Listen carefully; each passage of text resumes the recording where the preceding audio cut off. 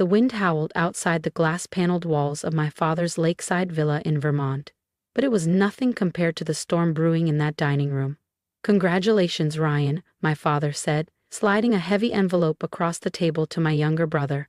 "You've earned it." The deed to the villa, the company, the offshore accounts, it was all his. I sat silently across the oak table, 34 years old and suddenly feeling 10. My palms were cold, pressed against my slacks as I struggled to keep composed. Ryan avoided my gaze. His lips were tight, eyes low. My stepmother fidgeted with her necklace, eyes glued to the floor. Then my father turned to me. "And you, Ava," he sneered, "you've always been a dreamer. Weak, too compassionate to survive in the real world." My stomach dropped. There were 4 others in the room. Him, Ryan, my stepmother, and the attorney, but somehow I felt utterly alone. He pushed a stack of papers to the man in the suit. "Let's get this signed." "Dad," I croaked, "please don't." He rolled his eyes. "Spare me, Ava, you chose to leave. You wanted to. Find purpose, remember?" He raised his fingers in mocking air quotes. "You walked away from this family to work in some clinic overseas, and for what? No money, no title, just wasted time." "You never asked why I left," I whispered. "You never cared. And I still don't," he snapped. "Because Ryan was here. Ryan showed loyalty." "He showed you what you wanted to see," I said quietly, "but he lied to you." My father laughed bitterly. "That's jealousy talking." The attorney, a gray-haired man named Mr. Whitman, shifted awkwardly. His fingers tightened around the folder. "Actually," he said, clearing his throat, "before anyone signs, there's something you should hear." My father frowned. "What is it?" Mr. Whitman looked him straight in the eye. "There's a sealed amendment to the will, added 6 years ago at the request of your late mother." My heart jumped. My grandmother, the only one who ever truly saw me, the only one who used to say, "I had more strength in my silence than most people had in their loudest moments." "What amendment?" my father snapped, irritation rising. Mr. Whitman calmly opened the leather folder and withdrew a yellowed document. "This was filed during your mother's final appointment with the notary. Her instructions were clear. It was to remain sealed unless you ever attempted to disinherit Ava." Hey, my father's face twitched. "That's ridiculous. She had no such authority." "She did," Mr. Whitman replied, his tone firmer now. "She retained 51% ownership in Harborcrest Holdings until the day she passed. And you never challenged it. Legally, she had every right." Ryan shifted in his seat. My stepmother froze, hand still resting on the diamond pendant she always wore when she needed to feel powerful. Mr. Whitman turned to me. "Ms. Ava, would you like to read it, or shall I?" I didn't move. My eyes stayed locked on the envelope in Ryan's hand, the one that held everything my father believed he controlled. "Read it," I said softly. He cleared his throat and unfolded the page. "In the event that my granddaughter Ava Whitmore is deemed unworthy by her father, I hereby grant her full authority over my share of Harborcrest Holdings to be enacted immediately. All voting rights are to be transferred to her name upon activation of this clause. This amendment shall override any previous agreements regarding decision-making or ownership within the company or family estate." Silence. Only the sound of rain against the windows, softer now, as though even the storm was waiting. "What the hell does that mean?" my father barked. "It means," Mr. Whitman said, turning toward me, "that your daughter is now the majority shareholder. Nothing you sign today can override that." My father shot to his feet. The chair screeched backward. "This is absurd. She doesn't even understand the business." "Maybe not your version of it," I said, rising, my voice steady. "But I know how to lead, how to protect, how to build without tearing people down." I took a step forward. "You said I was useless, but I never needed your validation." I turned to Mr. Whitman. "Let's move forward. We have a company to run." Ryan stared at the table. My stepmother opened her mouth to speak, then didn't. My father never sat back down. If you felt that moment shift the power back where it truly belonged, Don't forget to subscribe to the channel, because what happens next will leave even her father speechless. But he didn't say a word. He just stood there, silent, rigid, as the world he thought he controlled shifted beneath him. The room was thick with a stillness that screamed louder than any argument ever could. My father remained upright, lips a hard line, his jaw clenched so tight I could see the tension pulsing in his temple. His knuckles were white around the edge of the chair he'd shoved back. And for the first time in my life, I saw something I'd never seen in his eyes. Fear. Not the kind that lashes out, but the kind that sinks in. A quiet, soul-deep fear of losing something he never thought he'd have to fight for. "Please, sit," I said gently. I didn't say it to shame him. I wasn't here for revenge. I only ever wanted what had been withheld from me for decades, dignity. Still, he didn't move. Instead, Ryan finally spoke. "Wait. This isn't right." She left. He looked around the room, searching for support. She wanted no part in the business. She ran off to help people or something.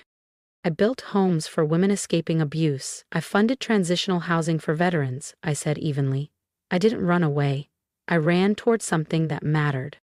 He scoffed. "That's nice and all, but you don't know how to run Harborcross." "I know enough," I said, locking eyes with him, "to know you've been skimming funds through a shell corporation registered under your college roommate's name." Ryan paled. My stepmother gasped. "Ava, stop, this is family." "Was it family?" I asked, my voice breaking. "When you sat by as he called me a failure, when he handed everything to Ryan without acknowledging the sacrifices I made for all of you?" "You were never built for this world," she whispered. "No," I nodded. "You all made that clear. But Grandma thought differently." Mr. Whitman cleared his throat. "Miss Ava, your grandmother didn't just leave you shares, she left something else, meant to be given only after this moment." He opened his briefcase and retrieved a small weathered box. Inside was her old gold-plated compass. Beneath it, a folded letter with my name in her delicate script. My fingers trembled as I opened it. "My dearest Ava, if you're reading this, it means your father has done exactly what I feared. Don't hate him. He's a product of a world that told him power is louder. You were never weak. You were the quiet strength that held us together. This compass is yours now, because no matter what path you take, I trust you to lead." Tears threatened, but I blinked them back. I turned to Mr. Whitman. "Let's proceed." As I signed the acknowledgement of my controlling stake, my father finally spoke. "You think this makes you powerful?" he said, voice low. "You think she gave you this out of love? She did it to spite me." I looked at him, really looked, for once, not as a daughter seeking approval, but as a woman who saw the truth. "No," I replied. "She did it because she believed in me, and she knew I'd use this power to build, not break." I walked out with my head high, years of rejection falling from my shoulders like rust. But what waited outside wasn't peace. It was war. Because power brings enemies, and Ryan wasn't finished. I'd barely reached the corridor when I heard footsteps. "Ava," he called out. I turned. His voice was calm, but his eyes? Calculating. "You don't have to do this," he said. "Do what?" "Push me out," he shrugged. "That's your next move, right?" "I haven't made a move," I said quietly. "I simply stood up." He chuckled. "You think signing some papers makes you powerful? You don't have the backbone to lead." My heart pounded, but I didn't flinch. "I'm not here to prove myself to you, Ryan. I'm here to lead with integrity, something this family forgot." He stepped too close. "I give you 2 months," he sneered, "before you crawl back." "The company's not a charity," Ryan said coldly. "It's a battlefield." "No," I replied, lifting my chin. "It's a platform, and I'll use it to build, not break." "You really are naive," he muttered, shaking his head before turning away. But something about the way he left stuck with me. His clenched fists, the stiff shoulders. This wasn't surrender. It was just the beginning. The next few days moved like storm clouds rolling in. Word traveled fast. Ava Whitmore was back, and this time she wasn't just visiting. People whispered my name like it was a ghost story. Some were hopeful. Others, afraid. I didn't fire anyone. I didn't hold flashy meetings. I listened. And what I found was worse than I expected. Departments were turned against each other. Promotions were handed out based on loyalty, not merit. Employee burnout was ignored. This wasn't a business, it was a kingdom. And Ryan had studied under the king. One afternoon, I entered the break room. Conversations stopped cold. "Please," I said, raising my hand. "You're on break. Sit, eat." A janitor named Rosa stood slowly. We weren't allowed to sit if Mr. Ryan walked in. I blinked. "That changes today." Her face softened. She said, "That night I stayed late, reviewing reports. I found 3 misused budgets, a shady deal with a questionable supplier, and a list of employees who'd been terminated after raising concerns. This wasn't mismanagement, it was rot. If I didn't act fast, I'd be blamed when it all fell apart." The next morning, Ryan stormed into my office, holding a folder. "You want the CEO seat?" he snapped. "Let's see you survive this." He tossed the folder on my desk. Inside, screenshots, emails, and photos. "These are fake," I said, flipping through them. "Can you prove it?" he smirked. "You really want to destroy me?" "I want what's mine," he hissed. "You were never meant to win." I stood slowly. "I don't want to win, Ryan. I want to fix what you broke." "I see power," he sneered. "You see weakness." Then he turned and walked out. And I realized this wasn't rivalry. This was war. But I had something Ryan didn't. The truth. Within 48 hours, headlines flooded in. New CEO accused in charity fraud. Family feud at Harborcrest Holdings. Ava Whitmore, legacy leader or liability. It didn't matter that it was fake. The public didn't wait for truth. My inbox exploded with PR alerts. My phone wouldn't stop. Shareholders were panicking. I had barely begun, and I was already bleeding credibility. I told myself to stay calm. But late one night, locked in my office, I broke. Not loud, not messy, just silent sobs, curled on the couch. I wasn't crying because they didn't believe me. I was crying because maybe, just maybe, my father had been right. Maybe I wasn't cut out for this. Then came a soft knock. I wiped my eyes fast. The door opened anyway. Rosa stood there with a paper cup. "Thought you could use this." "You didn't have to," I whispered. "You looked like you needed it," she said, walking in. "No one ever brought me anything when I cried in this room. So maybe someone should break the cycle." Something inside me cracked again, but in a softer way. "Thank you," I said. She sat down across from me. "Miss Ava," she said, "do you want to know the truth about your family?" I looked up, unsure. She nodded. "I've worked here 28 years. I've seen more than most, and I've seen what they hide." "You always looked me in the eye," Rosa said gently. I couldn't speak, my throat tightened. "You may feel alone now," she continued, "but you've got something they'll never have. Loyalty, earned through kindness." I blinked, trying to steady my breath. "Why are you helping me?" "Because someone once helped me when no one else did," she smiled. "And because this company doesn't need another king, it needs a healer." The next morning, I walked into the boardroom with quiet resolve. I let them speak first. Accusations, doubts, demands for resignation. One shareholder even threatened a lawsuit. When they were done, I stood. "If anyone here can prove those documents are real," I said clearly, "I'll step down today." Silence. Then I dropped the original reports onto the table, evidence of Ryan's financial misconduct, hush money, side deals. Then I turned on the projector. Footage played, Ryan entering a locked office, plugging in a USB, transferring files. The timestamp matched when the forged documents were created. No one spoke. "Truth matters," I said, "but I didn't come here to destroy my brother. I came to repair what he broke." I turned to the company attorney. "My grandmother gave me this role not because I was perfect, but because I still believe in people, even those who hurt me. I'm not pressing charges," I continued. "But Ryan is suspended, and a full investigation will proceed." There were stunned expressions. Then Mr. Halpern, a retired board member, stood. "I doubted you," he said. Thought you were just another idealist. But today, you reminded me why we built this company. It was about people, not power. And just like that, the energy in the room shifted. Ryan didn't come back, but 2 days later I received a letter in his handwriting. Ava, I don't expect forgiveness. I didn't just want control. I wanted to be seen.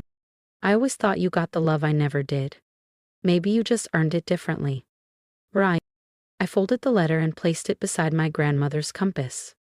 Not every ending needs a sword. Some arrive in stillness. And some beginnings are born from grace. The office felt different now. Not quieter. More awake. It had been a month since the boardroom turned. The media retracted the false claims. Some tried to call it luck, but those who mattered saw the truth. Not because I shouted louder, but because I held the line with integrity. One person, though, still hadn't reached out. My father.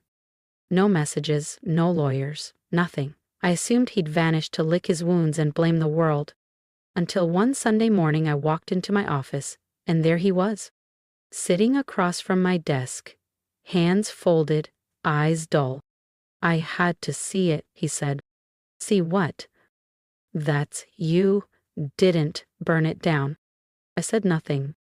He looked older, tired, for once not like a man in control, but like one who'd lost something that mattered. You were right, he said softly. About me, about Ryan, about how this place stopped being about people. I studied him, unsure if I could believe it yet. Why now? I asked. He pulled something from his coat, a photo. Me and Grandma. I was 12, covered in paint. She was laughing. She said you'd change this family, he whispered. I just didn't want to believe it. If I did, I said gently, it's because she believed in me. He nodded. I came to say something I should have said long ago. He met my eyes. I'm sorry, Ava, for everything. Part of me wanted to say it was too late. But healing doesn't start with blame. It starts when someone finally breaks the cycle. So I nodded. Thank you. I just needed to say it before I ran out of time, my father said.